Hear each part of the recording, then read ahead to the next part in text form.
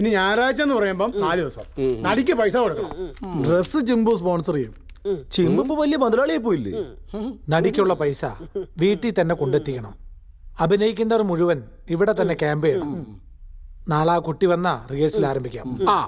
പിന്നെ ഒരു കാര്യം, ഞാൻ എഴുതി സംവിധാനം ചെയ്ത നാടകം, ഈ പുൽക്കൂട്ടിലെ പഞ്ചാഗ്നി എന്ന നാടകം ഒരുപക്ഷെ അക്കാദമി അവാർഡ് വരെ കിട്ടാൻ സാധ്യതയുള്ളതാണ്. അതുകൊണ്ട് ടെക്നിക്കലി ഒരു അഡ്ജസ്റ്റ്മെന്റിനും ഞാൻ തയ്യാറില്ല. നീ എഴുതി എന്നുള്ളത് ശരിയായിരിക്കും. പകർത്തി എഴുതുന്നവര് എഴുത്തുകാരാണല്ലോ. ഡാഡാ, നീ എഴുത്തുകാരന്റെ തൂലിയെ പരീക്ഷിക്കരുത്. ഇനി ഞാൻ എഴുതി കൊന്നു. പിന്നെ ഗ്രൗണ്ടിൽ എന്റെ തട്ടാണ്, അഭിനയിക്കുന്നവർക്ക് എന്റെ ഭക്ഷണം ഫ്രീ. അപ്പൊ ഭക്ഷണത്തിന്റെ കാര്യം ഓക്കെ ആയി. ഇനി കുപ്പി കൂടി ആരെങ്കിലും സ്പോൺസർ ചെയ്താൽ ഓക്കെ ആയി. അതൊക്കെ നമുക്ക് പരിഗണിക്കാം. നാളെ മുതൽ ഞാൻ ലീവില. കാര്യങ്ങളൊക്കെ നല്ല വെടുപ്പായിട്ട് നടക്കണം.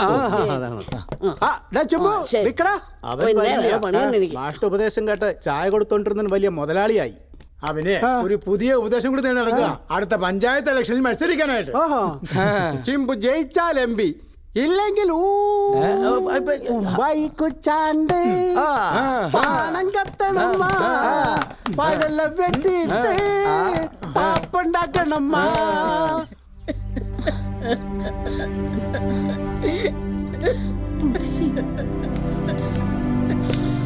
എന്തു പറ്റിയമ്മേ? എന്തിനാ മുത്തശ്ശി കരയണേ? അവള് പോയിട്ട് 3-4 മാസമായില്ലേ. അവളെ കാണാത്തോണ്ടുള്ള കരച്ചില. ഇന്നലെ രാത്രി അവളെ സ്വപ്നം കണ്ടു അത്രേ.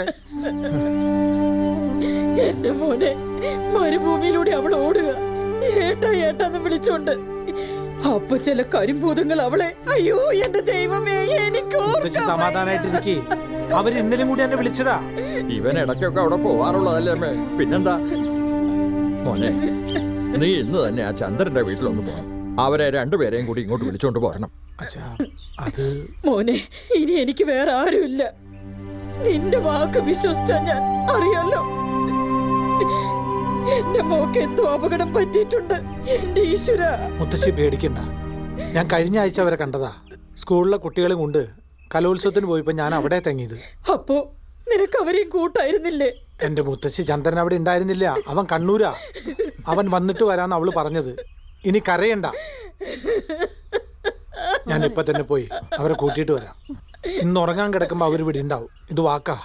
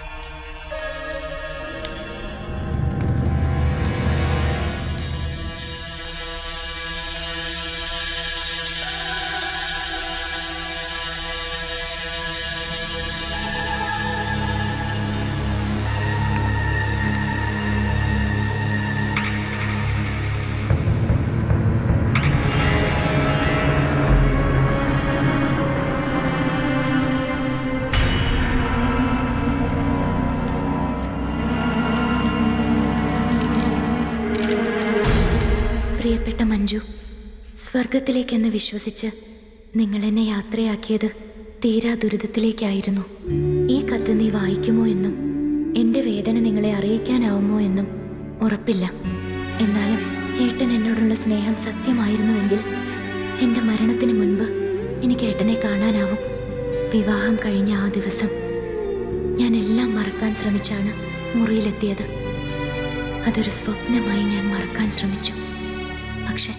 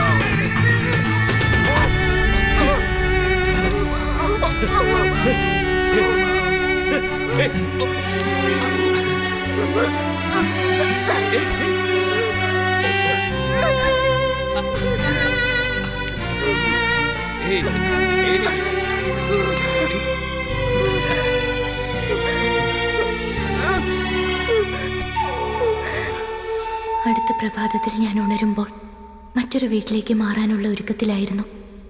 ഇനി എവിടേക്കെന്നോ എങ്ങനെയെന്നോ എനിക്കറിയില്ല.